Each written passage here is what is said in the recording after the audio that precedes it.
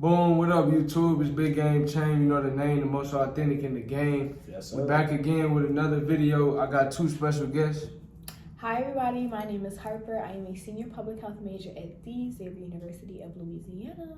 What's up, y'all? My name is Aalim. I'm a business finance major, and I'm incoming president of VP of Mental Health Coalition.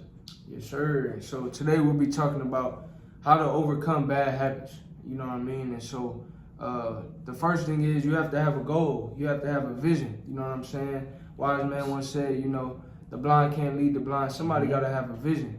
You know what I'm saying? So if you don't have a vision for your life, then, you know what I mean, it's hard to, you know, see where you're headed. It's like really getting in the car with no destination. You just wasting gas, you know what I'm saying? So you And gas is not cheap. Yeah, you know what I'm saying? Analogy, Yeah, you gotta have a, you know, or even, you know, you trying to use the GPS, you have to enter in the destination. Otherwise, you know, the GPS is useless. So I think, you know what I mean, having that goal, having that vision will help, you know, get you on the right path and help you overcome those bad habits. And having a goal, I think is also important to like write out your goals. One thing that I learned in class was SMART goals, and SMART goals stands for specific, measurable, achievable, relevant, and time bound. Because a lot of times when we set goals, we just set the goal and then like we'll never revisit it again until like, you know, like weeks go by, months go by, and so like the goal isn't really like what it was. So like I think, and like Chamberlain was saying, like you can't get in your car and just drive somewhere because then you're gonna run out of gas and then you're gonna be looking for a gas station. So it's like you're getting off track of your original goals. So like when you set your goals and like you have your goals, like you want to make sure like it's a goal that you think that your future self will be able to uphold, because you can't just think about right now, because goals are for the future. So it has to be something that is going to be obtainable and something that you're going to actually like want to do. And like a lot of times when you're writing goals, like you have to get very, very specific with yourself, because a lot of times like you are your greatest enemy when it comes to achieving the things that you want to achieve. So you have to be like, no, like we can't do this, we have to do this. Like you just have to be specific. I also say don't tell people your goals, like at all. Like I think when you tell people your goals, subconsciously you think you're finished with those goals and they don't go as well, or subconsciously people wish bad intentions on those goals. So don't tell people your goals at all. Family, friends, loved ones at all. Wait until you're finished and then pop out. It's hard. Yeah, it's hard. It's hard. And so that go into the second point, you know, eliminating and minimizing distractions, and also, you know, who you hang around. You know what I'm saying? So if you're trying to overcome bad habits, you got the wrong people around you, that's not going to be helpful. You know what I'm saying? It's like, because it's like you trying to do better, but they pulling you to not do better. You know what I'm saying? You trying to go left, they got you going right. Yeah. You know what I'm saying? So it's like you got to make sure you're around the right crowd and, you know, eliminate those distractions. I have a friend who's, you know, trying to, you know, overcome, you know what I mean, just, you know, different, a drug, you know what I'm saying? And so it's like, she can't, I'm telling her, you know, eliminate those distractions. Don't even put yourself in those environments to where that's readily accessible. Don't hang around people that like to smoke, you know what I mean? Just because now you're gonna be more tempted, you know what I mean? So, but if she hang around me, I don't smoke, so it's like,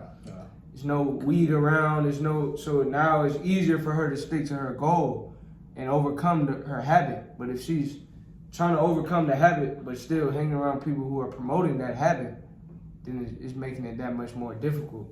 So you gotta eliminate and minimize distractions. I know for me, something that I sometimes would struggle with is waiting to the last minute to do an assignment, waiting to the last minute to do work. And I think if I have something to do, I try to put my phone away, because the phone is a distraction for me. So if I know I got some work to do, but my phone buzzing or something like that, group chat, this, that, now it's like I'm distracted. And I didn't sit in the library 30 minutes, but didn't do no work because I was on my phone. So try to minimize those distractions, whatever it is for you, whether it's alcohol, drugs, certain people, procrastination, your phone, whatever it is, just try to, you know, eliminate, minimize distractions. I think in also eliminating and minimizing those distractions, you need to find something to replace it with. Because a lot of times, like, we're so quick to like try and take things away from ourselves to try and get to a goal that we don't replenish what we take. So me personally, like, I like to crochet. I enjoy crocheting. I actually have crochet in my bag, and I was gonna crochet. I was like, nah, let me give this my full attention. So like, I think crocheting is good. Reading is good. Physical activity is good. Even going on a walk when you feel like getting distracted. Because that was like Chamberlain said, my biggest thing is like procrastination. Like I had a 3,000 word case study paper due today, but it got moved to be due next week. So had that not have been moved, I probably would have been like in tears, bawling my eyes out. But it just goes to show, like, like you have to be, you never know what's going to happen. So like, let's say you wait and you procrastinate on an assignment, and then you have to you end up having to go to an event, or, your car breaks down, or you have an emergency meeting, or something happens, and now you done dedicated all this time to all these other things, and the original task at hand is still not done. Yep. So it's just like, then you start putting all your energy into that task when you could have been putting your energy into it like a week or two ago. So I would just say, like, it's easy to bring things in, but it's a lot harder to let go of things. So when you are eliminating and minimizing your distractions, especially when it comes to people that you're around, make sure you're replacing those with self-fulfilling habits. So things that are going to bring you joy, things that are going to bring you happiness, and things that are going to want to make you keep on doing the good habits and keep on bringing in good habits, because it's so easy to fall back into the old habits and the old temptations if you aren't replenishing yourself. I have nothing to say to that. That's hard. So the next point is consistency over motivation. You know what I mean? Sometimes, motivation is a lot of times a feeling. It might come and go. But when you're consistent, when you have good habits, like Harper was saying, when you're replenishing, replacing those bad habits with good habits, it takes less thinking power to, do what you repeatedly do.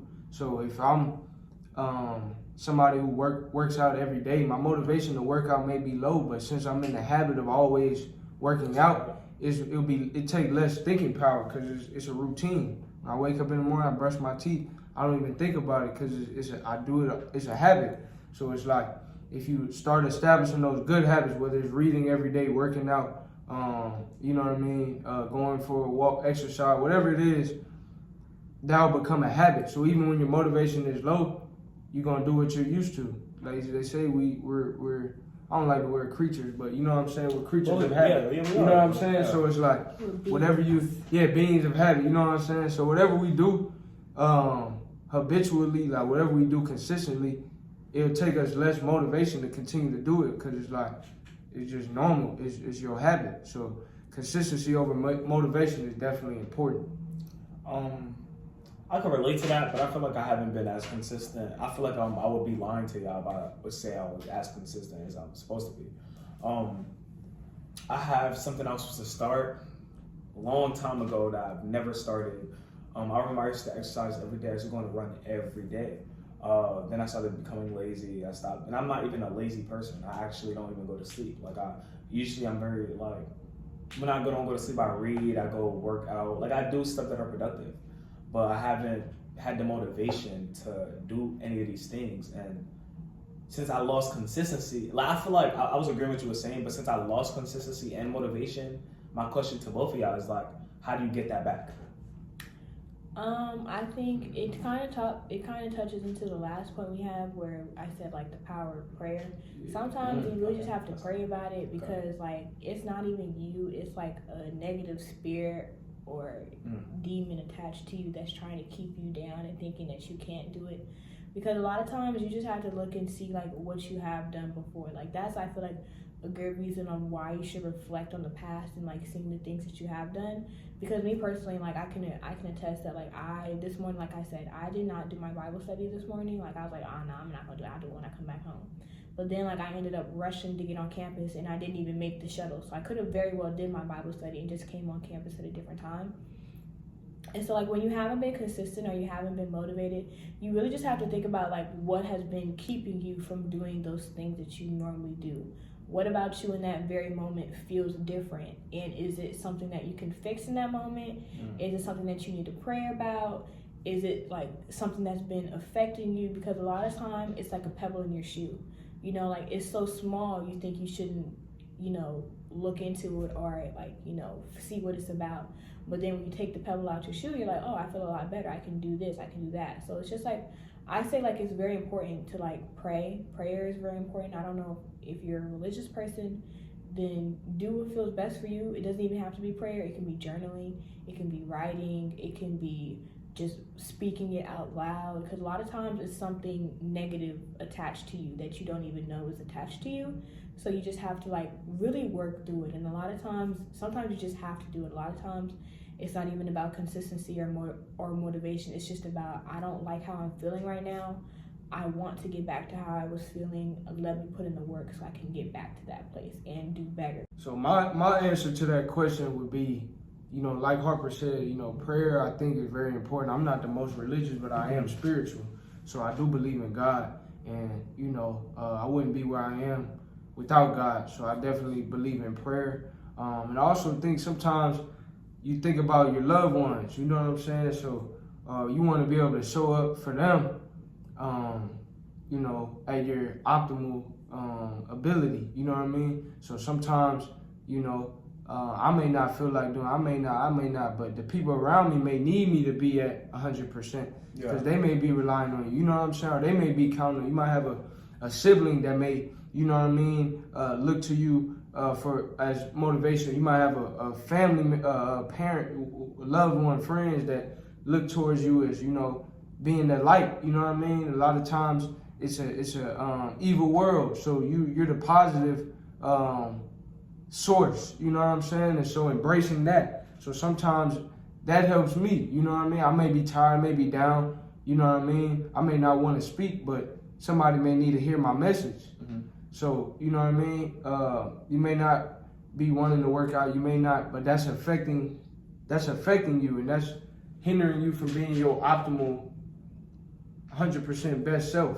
So, you know, in order to best serve the people around you, in order to best make the best impact you can, you have to be your best self. You know what I mean? And so I think that's something that helps me, you know, prayer, but also thinking outside of myself, you know what I mean? And that helps me, you know, keep growing, keep pushing. And yeah, that's what I would say. Prayer and thinking outside of just yourself. And leaning on people. Because, like, you don't have to, like, I know the topic of this was, like, overcoming bad habits and, like, you know, setting goals and also not telling people your goals. But just because you don't tell people your goals, it doesn't mean you can't tell them how you're feeling in that moment. Because I feel like that's what good friends and good family are for. They are supposed to be there because we're not superhumans. We can't do everything by ourselves. We can't feel 100% all the time.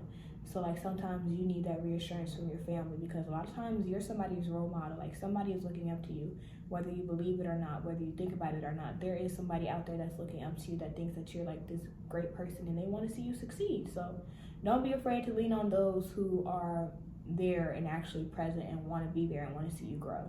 Yeah, facts. Yeah, shout out to Big Bro. You know what I'm saying? Wouldn't be here without Big Bro, my pops, my moms, you know what I'm saying? All my friends, family. Just love, appreciate it, you know. And you know what I'm saying? We good. You know, if you enjoyed the video, like, comment, subscribe. You know what I'm saying? Do it right now. And we'll catch y'all in the next video. Bye. Safety.